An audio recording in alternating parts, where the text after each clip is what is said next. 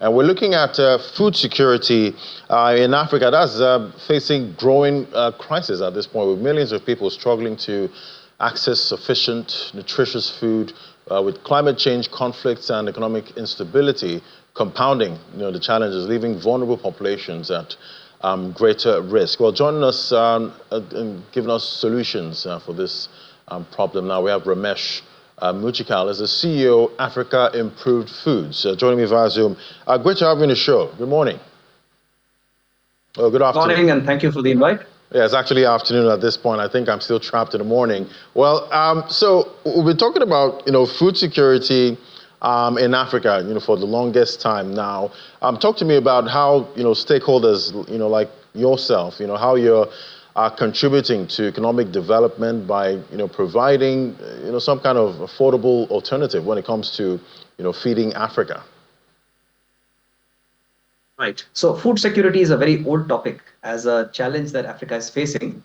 But what we do is one step ahead of that, which is nutritional security. And very few people are talking about that. The problem with not talking about nutritional security is that providing food security largely takes care of carbohydrates and cereals, while nutritional security ensures that the next generation is healthy and wise and skilled for taking on their responsibilities thereafter. What we do is produce nutritional food in a state-of-the-art factory in Rwanda for supplies into the World Food Program, UNICEF, Red Cross, and of course, very strong government of Rwanda schemes that feeds children and pregnant mothers. The primary purpose of this is to battle malnutrition and to prevent stunting. Now, if I go back to your question about food security, our biggest challenge as Africa is that we don't have adequacy. We are not producing adequate amount of food to feed ourselves. Once the adequacy is taken care of, then it becomes a question of availability. How much of that becomes available to our people? After you make it available, do you make it accessible to our people? Because don't forget, a lot of our people are sitting in deep rural areas. And once you've done all of this, is the food affordable? Because after doing all of this, if the food is not affordable, what's the point? With your experience in Africa, are you seeing, some kind of improvement, when it comes to, food security on the continent?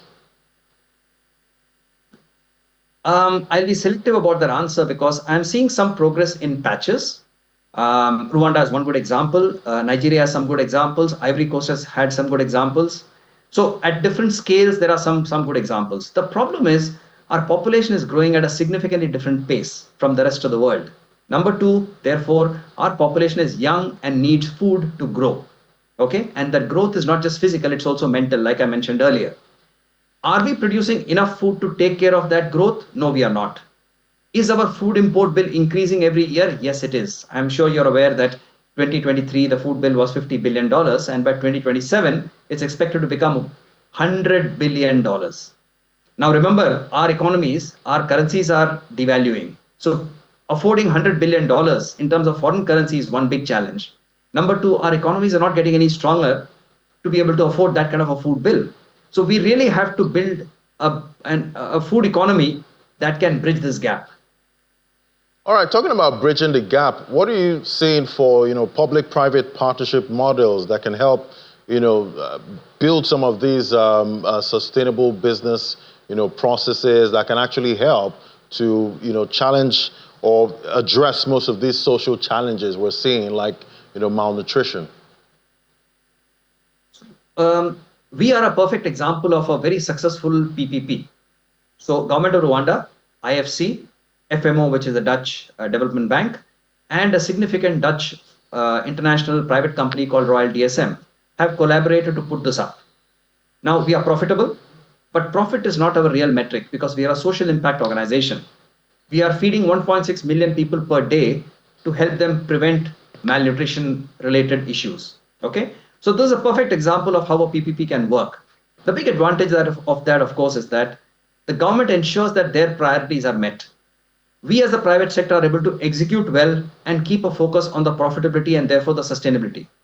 Most importantly, because we are private sector, we bring efficiencies that ensures that every player in the chain is benefited. So for example, we work with 90,000 farmers. They are benefiting significantly by our engagement. We employ 600 people in a factory, like I said, is state of the art. Therefore, they are upskilled. And because we are feeding 1.6 million people through the World Food Program and the government of Rwanda, there is a direct beneficiary that is getting the benefit of our factory there. So, like I said, this is a great example of how PPPs have worked. And I think we are a standing example of how it can succeed. And talking about, profitability, because, companies, you go into business so you can be profitable. How do you think consumer good companies can balance affordability while maintaining, profitability, for their business model? That's a great question, and I think a significantly unaddressed question across Africa. Because if I show you the African population, there are 400 million people in Africa who earn less than $2 a day. That's absolutely the bottom of the pier. Okay, 400 million people is a lot of people because that's more than the population of all of Europe. We are talking of these people not having a steady income and at best earning $2 a day. Then there are 700 million people earning between $2 and $10 a day. All right, so we have already talked about 700 plus 400, 1.1 billion people in that patch who are earning less than $10 a day. That's a very large chunk of our population. And I believe there are not enough products and services that are catering for them. So what we do, for example, because we are a social impact organization, is we have different pricing for the same product for different segments, because our purpose is to reach those populations that can't afford nutrition. I would imagine that FMCG companies that are profiting big time from the top end of the segments, which can pay a serious price for their product, should be able to subsidize the product down the line. Number two, the pack sizes must change so that a person who's earning $2 a day can afford to buy food for the day. Because, as you can imagine, at $2 a day, he cannot afford to buy food for the month. So packaging size should be able to cater for that.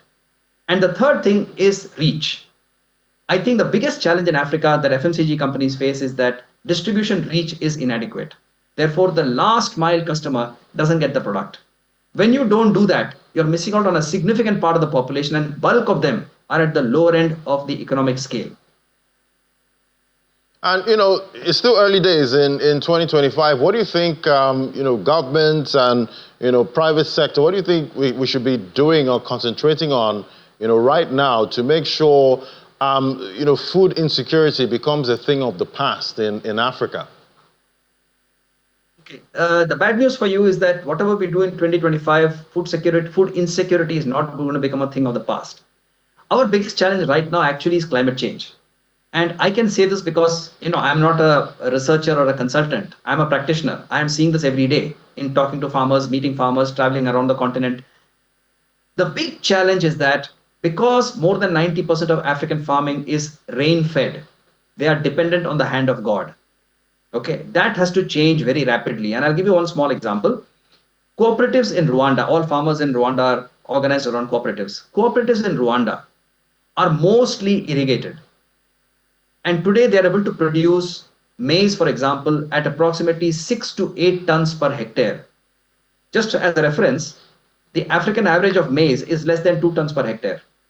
The South Africans, who are at the cutting edge of farming technology, are at approximately 5.5 tons per hectare. So these Rwandese farmers in cooperatives that are rain-fed, are irrigated, are able to produce more than the South African farmers. We will need to do things like this to innovate and make our farmers more empowered so that they can produce more food. When they produce more food, there is adequacy. When there is adequacy, we start the 4 pillars of food security. All right, definitely, so much to unpack there, and we're hoping, that, going forward, we start to make progress, even if it's, gradual. But it was great, having this conversation with you. Ramesh Mujikal is the CEO, Africa Improved Foods. Thank you for coming on today. Thank you so much. Thank you for the time.